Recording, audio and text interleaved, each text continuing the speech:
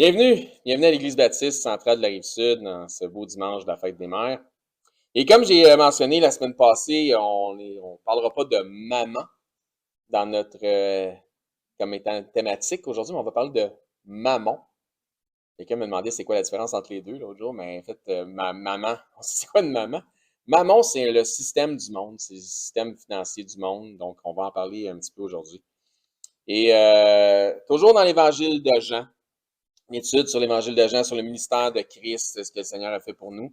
On va aller dans le chapitre 12 de l'Évangile de Jean.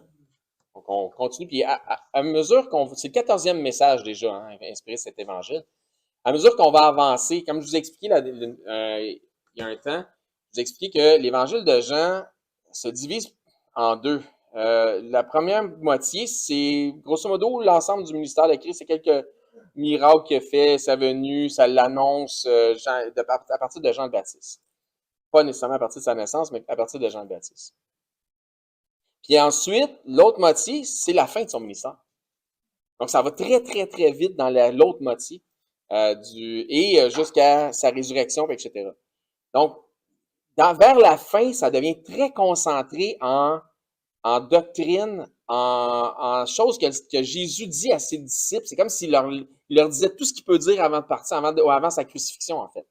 Donc, il y a beaucoup de contenu dans ce point-là. Donc, il va y avoir beaucoup de concentration de doctrine, de ramification aussi, et puis de perspective, là, plus qu'on avance dans l'étude.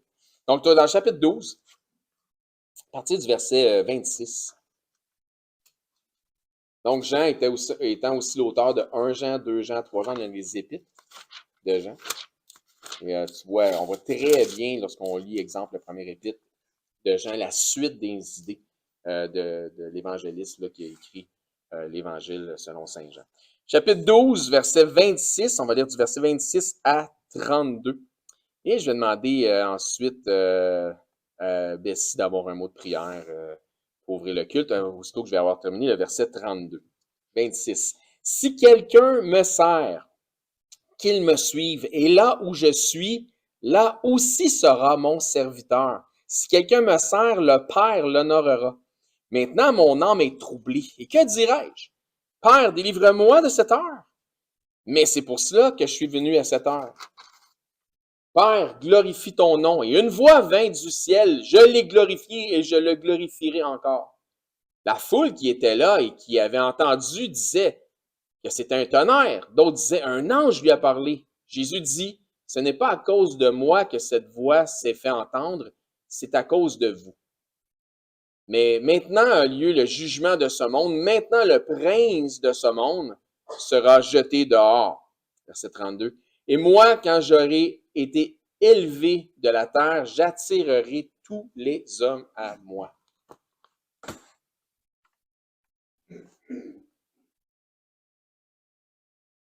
Amen. Merci.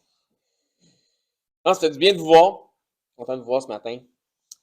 Le premier verset de notre texte de ce matin commence fort.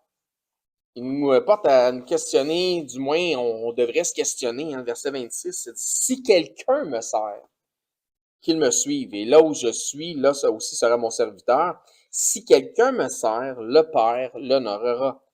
On se dit être de Christ, appartenir à Christ, on dit suivre Christ en ce moment-là. Donc plusieurs professent ces choses-là, hein. On peut aussi, dans cette optique, se dire serviteur de Christ. Le sens de ce que Jésus dit ici est très fort. Il dit si, donc conditionnel, si quelqu'un me sert, qu'il me suive. Ça fait du sens, hein? C'est simple, des fois. Pour suivre le Seigneur Jésus, il faut être prêt à servir. Il faut être dans le service. Je vous ai dit le titre du message. Le titre du message, je sais que je ne l'ai pas dit, c'est un veau d'or nommé Mammon. Un veau d'or nommé Mammon. Donc, pour suivre le Seigneur Jésus, il faut être prêt à servir, il faut être dans le service. Ça revient à ce que Jacques dit, la foi, sans les œuvres, est morte. Elle est inerte, elle est infructueuse, elle est non productive. La foi implique le service. Tu ne peux pas dire serviteur de Christ sans être un suiveur de Christ. Là où est Jésus, c'est là où je veux être. Là où est Jésus, c'est là où je veux aller. Ou là où va Jésus, c'est là où je veux aller. Je suis Christ, car je sers Christ. Je sers la cause de Christ. Ça me rappelle un passage des Écritures que j'affectionne particulièrement. Et encore plus particulièrement, issu de la King James. Et c'est au moment où David se renseigne concernant l'émoi causé par Goliath. Puis un de ses frères à David lui reproche son zèle en l'injuriant. David lui répond, et je paraphrase, « Pourquoi est-ce que je ne poserais pas de questions? » Puis dans 1 Samuel 17, 29, la deuxième partie du verset dans King James, ça dit « Is there not a cause? » Donc, n'y a-t-il pas une cause? Donc, la cause de David était de servir son Dieu. David souhaitait être dans le service, et ce, potentiellement au prix de sa vie. C'est très semblable à ce que Jésus dit dans le verset suivant, juste avant, le verset 26, donc le verset 25. Ça dit dans Jean 12, 25, « Celui qui aime sa vie la perdra. Et celui qui est sa vie dans ce monde la conservera pour la vie éternelle. » David, lui, il a fait aucun cas, même dans sa jeunesse, de sa propre vie terrestre. Il a mis sa vie en péril pour la cause de Christ, pour servir premièrement son Dieu et par le fait même son peuple. La cause de David, c'était l'Éternel. Donc, David a fait que de sa cause, il a fait de lui-même un serviteur qui ne regardait pas sa vie comme étant précieuse pour lui-même, mais comme étant précieuse que s'il servait son Dieu, le Dieu des dieux. Dans 1 Samuel, chapitre 17. Il a mis sa vie sur la ligne de front. Regardez bien, David il a mis sa vie sur la ligne de front, mais non pas comme étant celle d'un soldat. Il n'était pas un soldat. Non pas comme étant un combattant, il n'était pas un combattant. Non pas comme étant un homme de guerre, il n'était pas un homme de guerre. Mais simplement par la foi en son Dieu, comme étant un serviteur. 1 Samuel 17, 32. David dit à Saül que personne ne se décourage. Un jeune homme dit au roi que personne ne se décourage à cause de ce Philistin. Ton quoi? Ton serviteur ira se battre avec lui. David voulait servir la cause. Saül dit à David, tu ne peux pas, de temps quelqu'un qui va démolir tes rêves et tes ambitions, tu ne peux pas aller te battre avec ce Philistin car tu es un enfant. S'entends-tu qu'il n'était pas peut-être un adolescent, peut-être un jeune adulte, en bas de 21 ans, probablement, c'est peut-être la perspective de Saül. Et, parlant de Goliath, Saül dit, et lui, il est un homme de guerre dès sa jeunesse. Toi, tu es un gardeux de moutons. N'est-ce pas? OK, on continue. Verset 34. David dit à Saül, ton serviteur faisait paître les brebis de son père. Oui, j'étais un gardeux de moutons. Et quand un lion ou un ours venait en enlever une du troupeau, je courais après lui, je le frappais et j'arrachais la brebis de sa gueule. S'il se dressait contre moi, je le saisissais par la gorge, je le frappais et le tuais. Hein? Tu ne toucheras pas à mes moutons. Les moutons de mon père. C'est ainsi que ton serviteur a terrassé le lion et l'ours et il lancera du Philistin, de cet incirconcis, comme l'un d'eux, car il a insulté l'armée du Dieu vivant. David dit encore, l'Éternel qui m'a délivré de la griffe du lion, donc celui dont je fais ma cause, et de la patte de l'ours, me délivrera aussi de la main de ce Philistin. Et Saül dit à David, va, et que l'Éternel soit avec toi. Donc, David n'était pas là pour sa propre cause, ni pour prouver quelque chose, mais pour servir son Dieu. On connaît la suite, ça se termine quoi? 1-0 pour David contre Goliath. Donc, de retour dans notre texte d'ouverture, dans Jean 12, 26, si quelqu'un me sert, qu'il me suive, et là où je suis, là aussi sera mon serviteur. Si quelqu'un me sert, le Père l'honorera. Celui qui sert Christ est celui qui a confessé Christ comme étant son Seigneur et son Maître. C'est pourquoi il le sert. Pas juste un sauveur, c'est son Seigneur. Il en est serviteur. Le problème, puis il faut l'adresser, c'est que afin que nul ne trébuche, donc on doit aviser les disciples, afin que nul ne tombe dans le piège, et que certains qui se disent serviteurs de Christ, Seigneur, Seigneur, ne servent qu'eux-mêmes. Ils servent ce qui les sert eux-mêmes. Professant de servir Christ, j'ai donc l'air moralisateur, j'aime ça. Vous allez voir. Professant de servir Christ, malheureusement, ils ne font que de la religion. Là, je sais, c'est ça que je viens de dire, j'ai l'air moralisateur. Mais, ce que je dis là, ça ne sort pas de mon fond. Simplement pour justement avoir ce ton moralisateur. Mais ce que je dis là, c'est Jésus même qui le dit. Si Jésus le dit, bonne chance que ça soit vrai. Laissez-moi vous démontrer. Mon souhait le plus profond est que ce message tombe dans un cœur qui est réceptif, qui est fertile, qui est tendre. Dans Luc 16,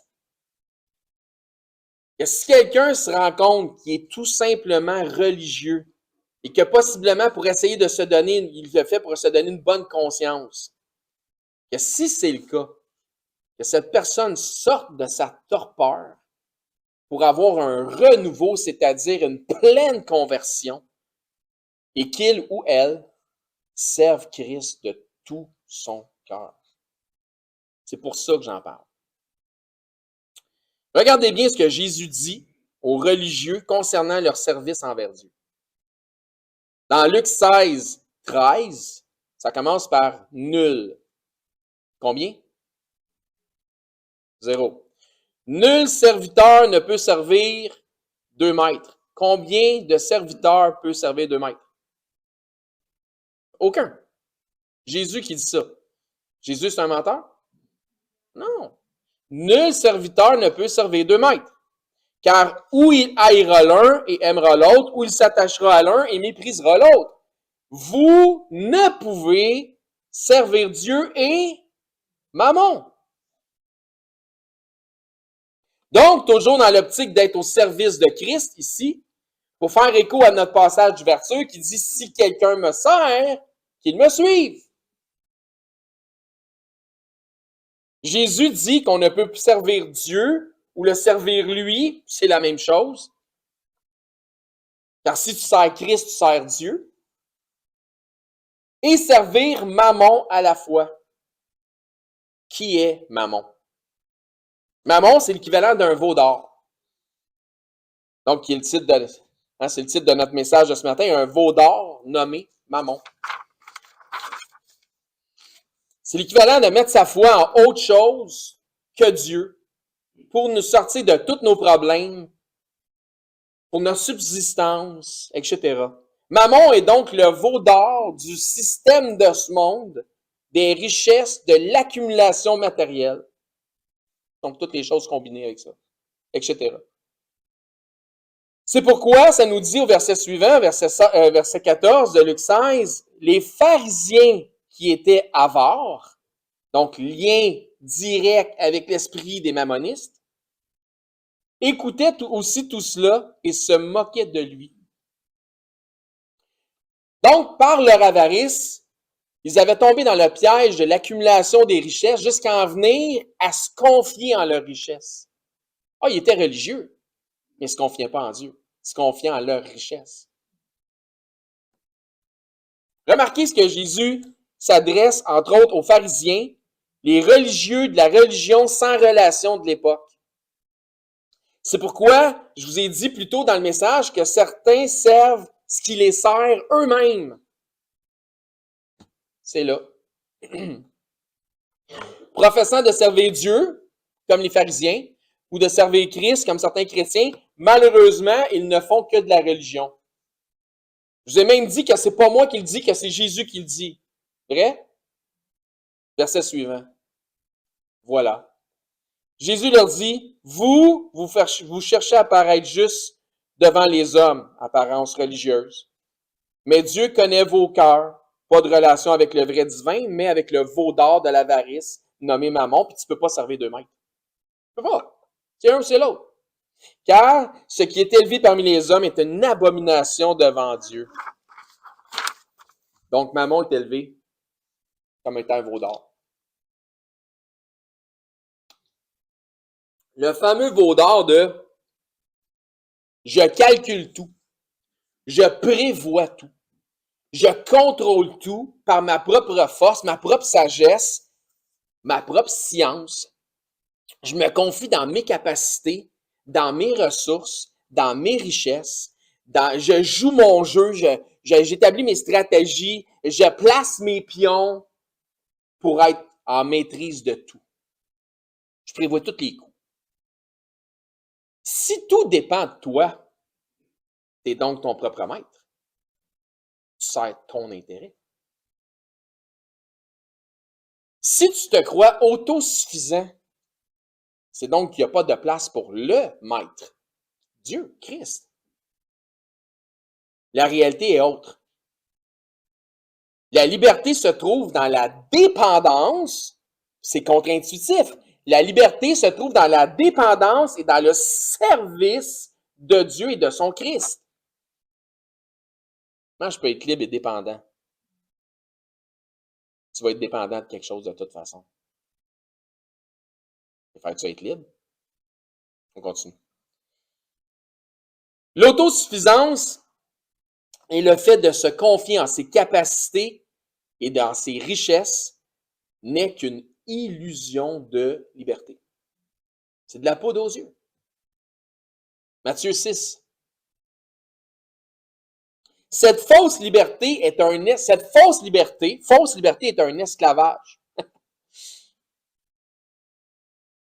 C'est juste dans une cage, tu vois juste pas les barreaux. Cette fausse liberté est un esclavage et une prostitution spirituelle envers un veau d'or imaginaire nommé Mammon. C'est très conséquent avec ce que Christ dit dans l'Évangile de Matthieu, au chapitre 6, verset 24. Nul ne peut servir deux maîtres, car ou il haïra l'un et aimera l'autre, ou il s'attachera à l'un et méprisera l'autre. Vous ne pouvez servir Dieu et Mammon. C'est pourquoi je vous dis, ne vous inquiétez pas de votre vie, de ce que vous mangerez, ni pour votre corps, de quoi vous serez vêtu. La vie n'est-elle pas plus que la nourriture et le corps plus que le vêtement? Un raisonnement simple que Jésus fait, mais qui est plein de bon sens. Jésus associe ici le mammonisme aux inquiétudes de la vie pour des éléments de base, la nourriture puis le vêtement. Inquiétude qui pousse à chercher des méthodes d'autosuffisance qui empêchent les serviteurs de se concentrer sur les choses importantes. Quelles sont donc les choses les plus importantes? Avant d'aller là, Jésus, dans les versets suivants, leur dit que Dieu prend soin des oiseaux et qu'eux valent bien plus que des oiseaux, etc., etc. Que leurs inquiétudes mondaines, leur désir des richesses pour obtenir l'autosuffisance démontrent qu'ils ont peu de foi. Il dit, Jean de peu de foi, vous le regardez, c'est juste dans Matthieu 6,30, il leur dit ça, Jean de peu de foi. Mais on continue. Est-ce que ta foi est, et je vous questionne, est-ce que ta foi est en Dieu pour servir Christ, ou est-ce qu'elle est en Mammon pour servir tes craintes et tes inquiétudes? Donc, répète ça, OK? Est-ce que ta foi est en Dieu pour servir Christ, Parce qu'on peut pas servir 2 maîtres? Ou est-ce qu'elle est en mammon pour servir tes craintes et tes inquiétudes? Moi, je te dis la chose suivante. Libère-toi de ton esclavage, de l'esclavage de tes inquiétudes. Et mets ta confiance en Dieu. Toujours dans Matthieu 6, verset 31. Ne vous inquiétez donc point. Et ne dites pas, que mangerons-nous, que boirons-nous, de quoi serons-nous vêtus? Car toutes ces choses, ce sont les païens qui les cherchent, pas les croyants. C'est dans le contexte, c'est ce qu'il veut dire. Les païens référant à ceux qui n'ont rien compris de l'essence de la vie. Votre Père céleste sait que vous en avez besoin, Dieu sait, puis Dieu est en contrôle. Donc, je posais la question plutôt, qu'est-ce qui sont les choses les plus importantes? On trouve ça dans le verset suivant, verset 33 de Matthieu 6, cherchez premièrement. Donc, c'est quoi les choses les plus importantes? Cherchez premièrement le royaume de Dieu et le royaume et la justice de Dieu et toutes ces choses vous seront données par-dessus. Donc, mets ton emphase, mets ton esprit ces bonnes choses tout de suite. Laisse Dieu prendre le contrôle du reste. Arrête de t'inquiéter. Ne vous inquiétez donc pas du lendemain. On s'inquiète-tu avec ce qui va se passer demain pour rien?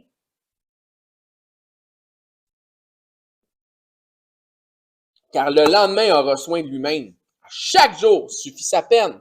Peux-tu m'être concentré sur aujourd'hui? Dans quel chapitre de la Bible sommes-nous? On est où là? Matthieu, chapitre? Parfait. Regardez ce que ça dit au verset 21. Car là où est ton trésor, là aussi sera ton cœur. Est-ce que ton trésor est investi dans le royaume de Dieu? Proverbe 4, 23 nous dit, comme Alex nous l'a dit mercredi passé, puis vous l'écouterez sur YouTube si vous ne l'avez pas écouté, parce que ça vaut vraiment la peine. Mets une garde sur ton cœur. As-tu protégé ton cœur ou as-tu mis une garde ou t'as laissé tomber ta garde? Où est ton cœur? Avec Dieu au service de Christ ou avec Mammon au service du monde? Où est ton cœur? Car là où sera ton cœur, là où est ton trésor, là aussi sera ton cœur. Donc, pour être certain que je suis clair, avoir des richesses, capitaliser, etc., c'est pas un problème en soi, mais pas du tout. La question est plutôt dans quel but et avec quel esprit nous le faisons. C'est quoi l'objectif? Si l'objectif nous déroute de servir Christ dans la place du service où Dieu nous veut, ça peut être dangereux. Parce que le Dieu qui contrôle tout et toute chose résiste aux orgueilleux. Il peut t'étirer ça longtemps ou il peut te donner ça plus facile que tu croyais. Ça dépend. T'es où? Donc, permettez-moi de lire 2 passages en rafale qui sont dans 2 évangiles différents. Faites que nous suivre. Je vais faire la lecture. Dans Jean 12, 26, ça dit « Si quelqu'un me sert, qu'il me suive, et là où je suis, là aussi sera mon serviteur. Si quelqu'un me sert, le Père l'honorera. » Et je vous lis ça avec Luc 16, 13, qui dit « Nul serviteur ne peut servir 2 maîtres, car ou il haïra l'un et aimera l'autre, ou il s'attachera à l'un et méprisera l'autre. Vous ne pouvez servir Dieu et Mammon. » Le danger, le piège, il est là. Si tu sers le système du monde et que tu le mets devant Christ, devant Dieu et devant son royaume, si tu sers ce système-là, si au lieu de chercher premièrement le royaume de Dieu et sa justice, tu cherches premièrement le royaume de Mammon et l'injustice. Fais attention au piège. Donc, il y a un des 2 royaumes qui va finir par faire de l'ombre à l'autre. Il y a un des 2 maîtres qui va être méprisé au détriment de l'autre.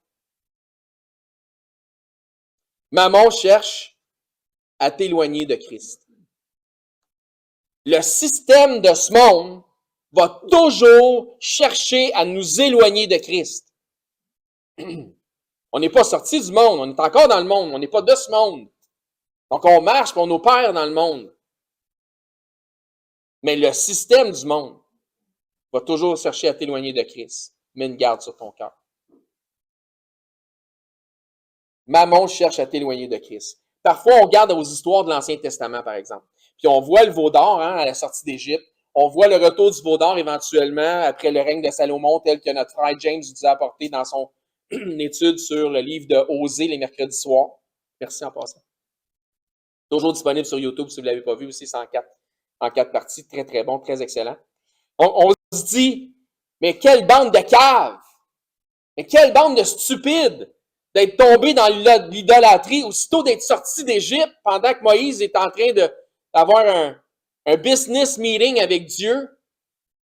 Et eux autres font un veau d'or, toi. Le veau d'or représente quelque chose de précis. Il représente l'indépendance par la prospérité et la force. Donc, l'autosuffisance. Il représente l'humanisme. Le peuple est son propre Dieu. C'est ça qui représente le veau d'or. Suivez-moi. Au temps de Christ, les veaux d'or visibles n'étaient pas. Mais la cupidité et l'avarice y étaient en puissance. Dans Colossiens 3,5, ça nous dit que l'avarice est une idolâtrie. L'argent est un bon serviteur, mais c'est un mauvais maître.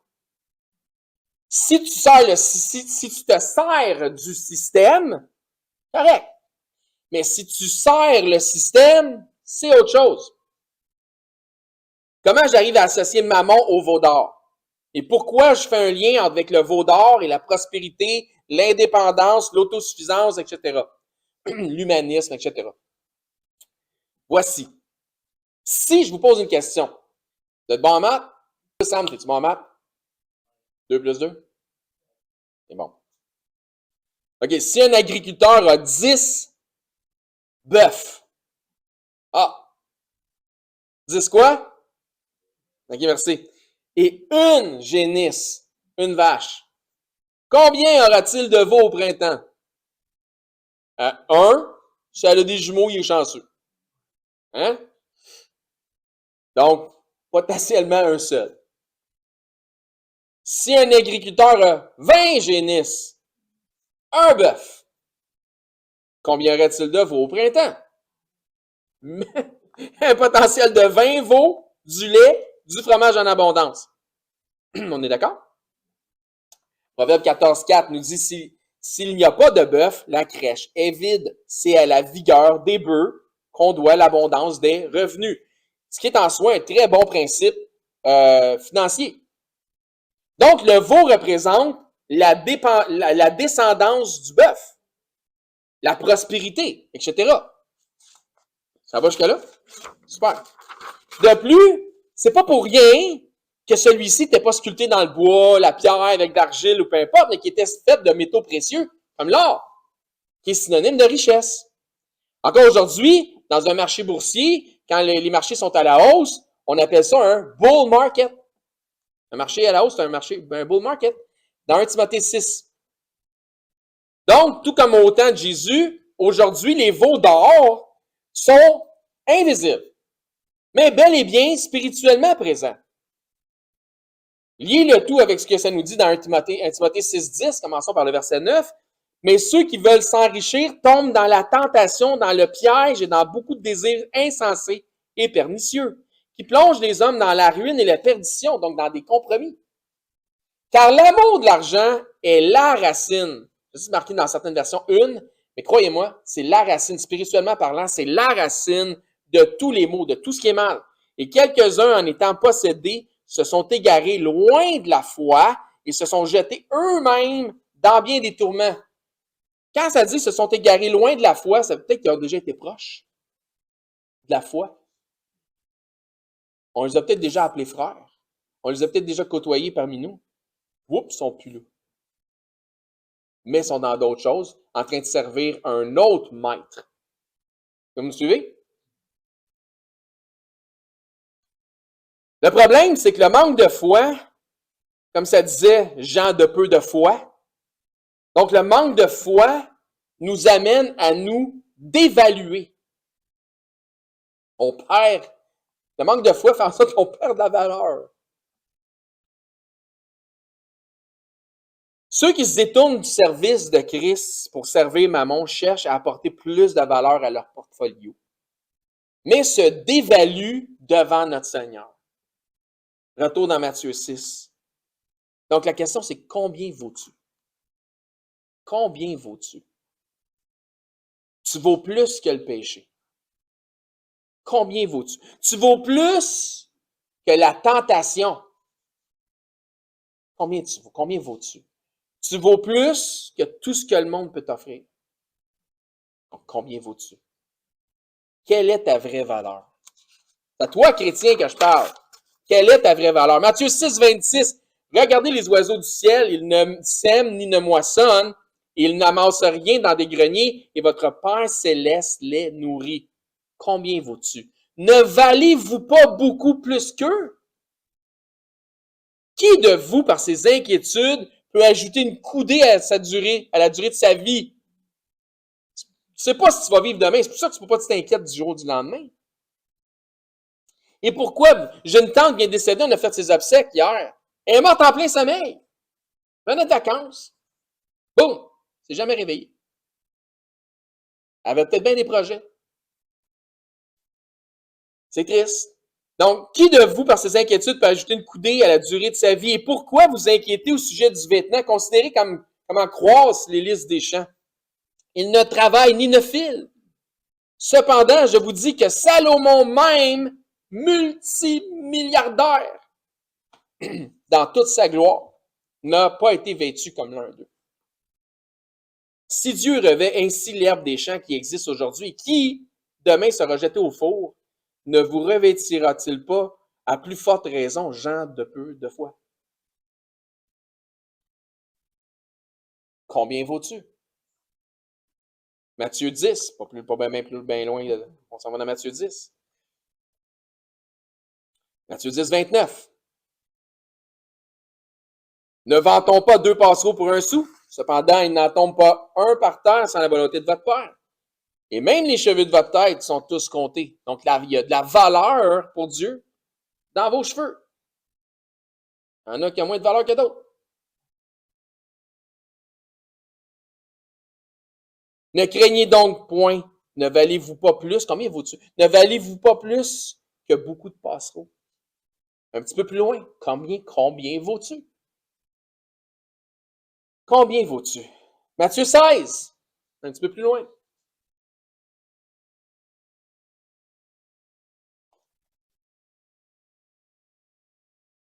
Matthieu 16, 26.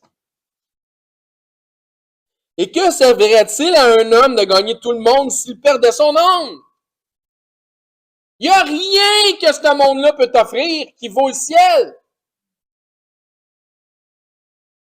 Ne peut pas servir 2 maîtres. Ou que donnerait un homme en échange de son âme? Il n'y a rien que tu peux non plus offrir. Le prix a déjà été payé. Combien vaut-tu? 1 Corinthiens, je vous amène ailleurs. 1 Corinthiens 7. Ça va à date? Excellent. 1 Corinthiens 7, 21. As-tu été appelé étant esclave? Ne t'en inquiète pas. Mais si tu peux devenir libre, profite-en plutôt. On ne devient pas libre en servant Mammon. Car l'esclave, verset 22, qui a été appelé dans le Seigneur est un affranchi du Seigneur. Vous connaîtrez la vérité, la vérité vous affranchira. La vérité, ce n'est pas un concept, c'est une personne. De même, l'homme libre a été appelé à être esclave de Christ. La vraie liberté est dans le service envers Christ, mais nul ne peut servir 2 maîtres. La vraie liberté est dans le service envers Christ. Ça, c'est la vraie liberté. Mais nul ne peut servir 2 maîtres. On a un choix à faire. Combien vaux-tu? Tu vaux un grand prix. Vous avez été racheté, quand ça nous dit après, verset 23, vous avez été racheté à un grand prix. Ne devenez pas esclaves des hommes. Ne servez pas Mammon. Celui donc qui sert Mammon au détriment de servir Christ se dévalue. Voici un résumé de ce que Christ nous dit. Si quelqu'un me sert, le Père l'honorera. Vous ne pouvez servir Dieu et Mammon. Vous ne pouvez pas me servir et servir le système du monde en même temps. Il dit aussi concernant ses serviteurs, sans moi, vous ne pouvez rien faire. Morale d'histoire. Si nous sommes réellement de Christ, nous ne pouvons servir deux maîtres. Si nous sommes réellement de Christ, conditionnel, nous ne pouvons servir deux maîtres. Nous ne pouvons servir que notre Seigneur.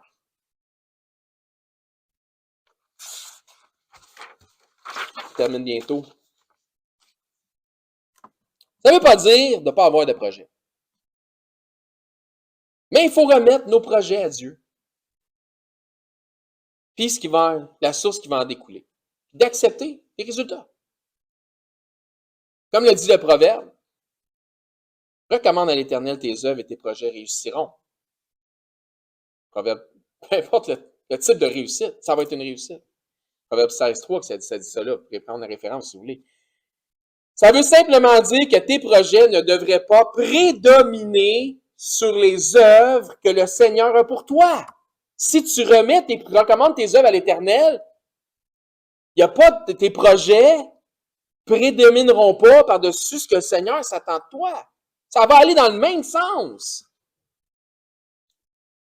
Cherche d'abord le royaume de Dieu et sa justice. Mets Dieu en premier dans tout ce que tu fais. Tu seras toujours gagnant.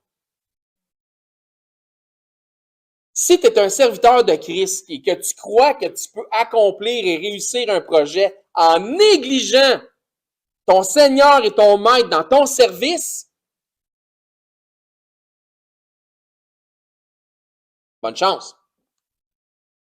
Même si tu avais une illusion de réussite, parce que tu peux gagner le monde, ça ne donnerait rien de bon. Même si tu avais une illusion de réussite, ta réussite n'est rien sans Christ. Car sans lui, tu ne peux rien faire. Dis-toi avec confiance que tu vaux plus, beaucoup plus, que tout ce que Mammon peut bien te faire miroiter. Amen? Merci. Je vais demander à Benedetta d'avoir un mot de prière pour terminer ça.